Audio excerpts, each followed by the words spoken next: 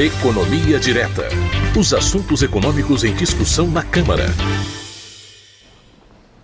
O Supremo Tribunal Federal decidiu que os novos depósitos do FGTS, o Fundo de Garantia por Tempo de Serviço, vão passar a ser corrigidos pelo Índice de Inflação Oficial do país, que é o Índice de Preços ao Consumidor Amplo, também conhecido por IPCA. Essa é uma medida que mexe com a remuneração de todas as contas do FGTS daqui para frente e que impacta todos os trabalhadores do setor privado. E esse é o tema do nosso Economia Direta de hoje. O colunista Fernando Gomes já está a postos para esmiuçar o assunto para a gente. Bom dia, Fernando. Bom dia, Cláudio, tudo bem? Bom dia aí para todo mundo que nos acompanha. Fernando, eu queria que você explicasse para a gente, em primeiro lugar, o que é que muda sobre o FGTS em relação à legislação em vigor. Como é que era antes e como é que fica agora? É isso mesmo, né, Cláudio? O Supremo Tribunal Federal, ele finalmente tomou a decisão sobre esse assunto e o primeiro ponto que é importante a gente destacar é que, como você disse na abertura, os depósitos feitos no FGTS daqui para frente é que vão ser afetados por essa medida.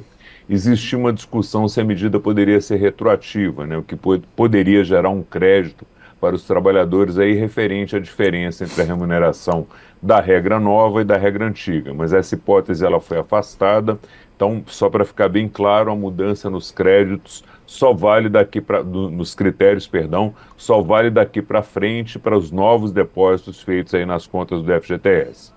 Antes da gente falar da mudança nas regras, vamos só lembrar aqui para quem nos acompanha o que é o FGTS, né? O FGTS, ou Fundo de Garantia por Tempo de Serviço, é um fundo que foi criado para dar mais estabilidade financeira para os trabalhadores do setor privado, que são aqueles trabalhadores que têm carteira assinada, mas não têm estabilidade no emprego.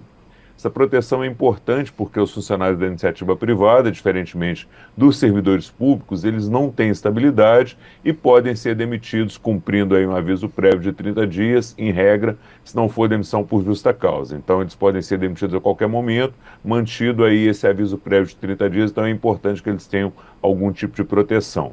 Como é que funciona o FGTS? A cada mês que o trabalhador trabalha, a empresa que ele trabalha deposita 8% do salário bruto dele, incluindo todas as verbas, nesse fundo. E esse valor fica lá depositado, sendo remunerado, sendo que ele pode sacar o FGTS também, em alguns casos específicos aí que a gente vai comentar depois. O FGTS ele é administrado pela Caixa Econômica Federal. Outra informação importante no que diz respeito a dar mais garantia, dar mais direitos para os trabalhadores, é que quando o empregado é demitido sem justa causa, a empresa tem que pagar uma multa de 40% sobre todos os valores que a empresa depositou para esse trabalhador. Aqui é importante também a gente explicar que a empresa não paga multa sobre o saldo que o trabalhador tem na conta, e sim sobre todos os depósitos que a empresa já fez para ele.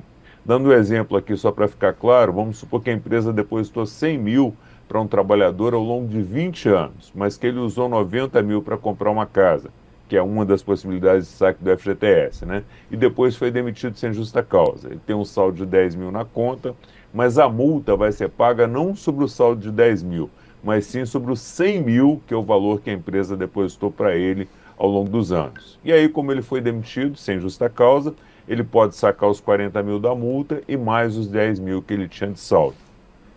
Indo agora para a sua pergunta, o que é que muda em relação à legislação anterior?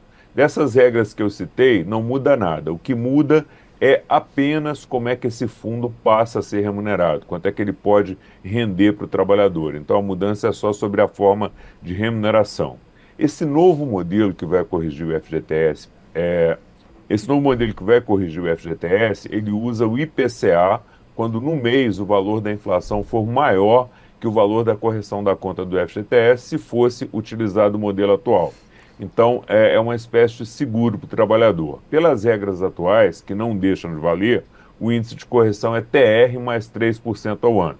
Então, como é que vai funcionar? Você pega esse índice, né, TR mais 3% ao ano, você vai trazer para o cálculo mensal, que seria TR mais 0,25% ao mês, a grosso modo, que é 3% dividido por 12 meses, e apura o valor de correção da conta.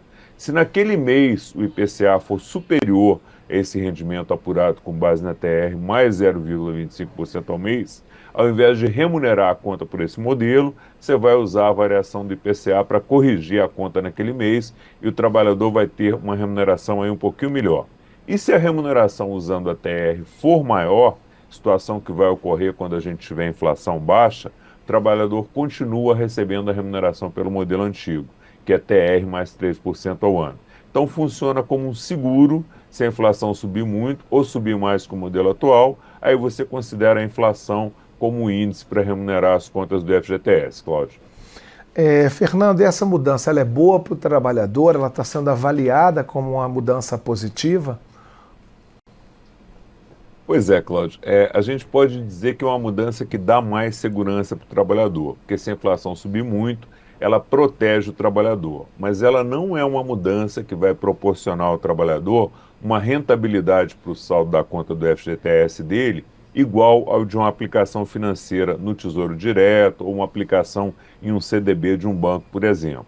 Essas aplicações, Tesouro Direto, CDB em banco, vão continuar pagando remunerações bem superiores, bem melhores que a remuneração do FGTS em qualquer um dos dois modelos. Mas tem sim um ajuste que protege o trabalhador se a inflação subir muito. Eu fiz um exercício aqui para que quem nos acompanha possa entender bem essa diferença. Eu peguei aí os últimos 3 anos e fiz um levantamento sobre qual seria a taxa de correção do FGTS pela regra antiga, né, TR mais 3% ao ano, e qual seria a taxa se fosse aplicada a regra nova, que é a correção pelo IPCA. Em 2021, a remuneração do FGTS pela TR ela foi de 4,92% e a variação do IPCA foi de 4,52%. Observa aí que em 2021 o modelo antigo de TR mais 3% ao ano foi melhor do que a correção pela inflação. Então, em 2021, essa mudança não faria diferença nenhuma. 2022, a remuneração do FGTS pela TR foi de 5,83% e a variação do IPCA foi de 10,06%. Aqui a nova regra faria toda a diferença, porque a inflação subiu muito em função da pandemia e a remuneração pelo IPCA ia dar praticamente o dobro da remuneração com base na TR. 2023, remuneração do FGTS pela TR foi de 7,09% e a variação pelo IPCA 5,83%. Aqui a remuneração pela TR foi um pouco superior à inflação. Então, considerando aí um período de 3 anos, em um ano apenas, que teve uma inflação de mais de 10% ao ano, a nova regra seria melhor para o trabalhador. Ou seja, é um mecanismo que protege o trabalhador em caso de altas fortes da inflação, mas não é um mecanismo que vai passar a dar uma boa rentabilidade para o trabalhador em relação às aplicações que existem no mercado. Para a gente dar um exemplo aqui, a taxa que o trabalhador teria pela aplicação nesse ano, em 2024, seria 3% mais TR ou IPCA, né, o que for maior. Vamos supor que a inflação desse ano fique em 4%, que é o que os economistas estão projetando. É provável que com inflação baixa, o mecanismo de TR mais 3% ao ano seja um pouco melhor e que isso chegue aí a 5% mais ou menos de remuneração para o trabalhador. Remuneração do trabalhador ao ano ficaria em cerca de 5% ao ano na conta do FGTS pelas regras atuais. Mas se ele fosse ao mercado financeiro fazer uma aplicação no Tesouro Direto, de quanto seria a remuneração dele? Se você for aplicar um Tesouro Direto hoje, com vencimento para 2029, que é corrigido pela inflação mais juros, a taxa seria IPCA mais 6% ao ano.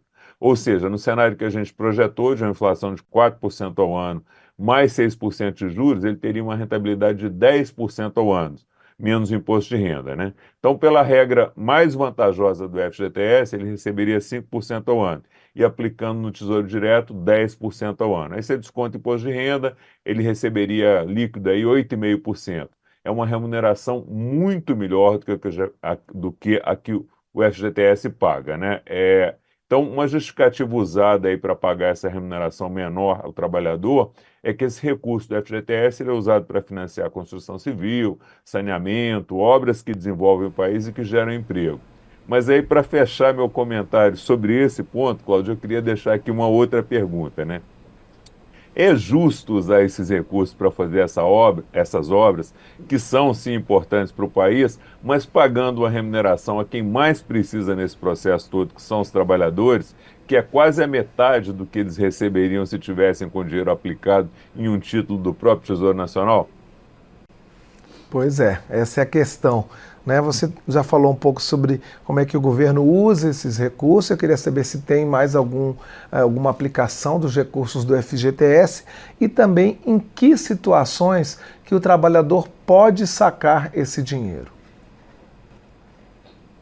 Pois é, Cláudio, o governo usa, né, como eu já comentei anteriormente, esses recursos eles são transferidos aí para um fundo da Caixa Econômica Federal, que é quem administra o fundo, e são usados principalmente para financiar programas de habitação, construção de casas e apartamentos. Aí você tem os programas de habitação que são subsidiados para pessoas de baixa renda com uma taxa um pouco mais favorável, e você tem programas de habitação normal, que seguem a taxa de juros normal no mercado. E financia também principalmente obras de saneamento e de infraestrutura, né? Quando é que o cidadão pode sacar os recursos da sua conta do FGTS? São vários casos, né? Aposentadoria, ou seja, quem se aposentou pode sacar o saldo integral do FGTS. Compra da casa própria, como a gente mencionou, então vai comprar uma casa para ele mesmo, no nome dele, pode sacar o FGTS para pagar integralmente ou para pagar parcialmente a casa. Outro caso aí referente a imóvel é pagar imóvel comprado por meio de consórcio, também pode usar os recursos do FGTS. Para pagar imóvel financiado, desde que seja financiado pelo Sistema Financeiro de Habitação. Outro caso é a demissão sem justa causa ou a rescisão por acordo com o patrão. Nos casos de morte do patrão e fechamento da empresa, ele também pode sacar o FGTS. Em caso de término do contrato de trabalho, quando o trabalhador for trabalhador temporário, pode sacar o FGTS. Se o dono da conta do FGTS fizer 70 anos, tiver mais de 70 anos, também pode sacar. Nos casos em que o dono da conta é portador de alguma doença grave, como AIDS ou câncer, ou se a mulher ou os filhos dele também forem portadores dessas doenças, ele também pode sacar. No caso de morte do trabalhador, a família dele também pode sacar. Em caso de necessidade pessoal urgente e grave, como que aconteceu no Rio Grande do Sul agora, e também como aconteceu na pandemia, desde que a calamidade seja reconhecida aí por portaria do governo federal autorizando o saque, ele também pode sacar.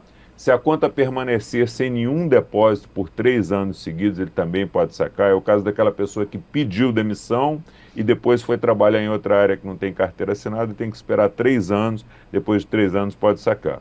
Então, Cláudio, esses são os principais exemplos, né, de possibilidades aí de saques na conta do FGTS pelo trabalhador, mas tem mais casos, né? Eu recomendo que quem tiver interesse direto nesse assunto, que visite o site da Caixa Econômica Federal, que é quem administra o FGTS, que lá tem todas as informações sobre as possibilidades de saque do FGTS e também sobre o FGTS de forma geral.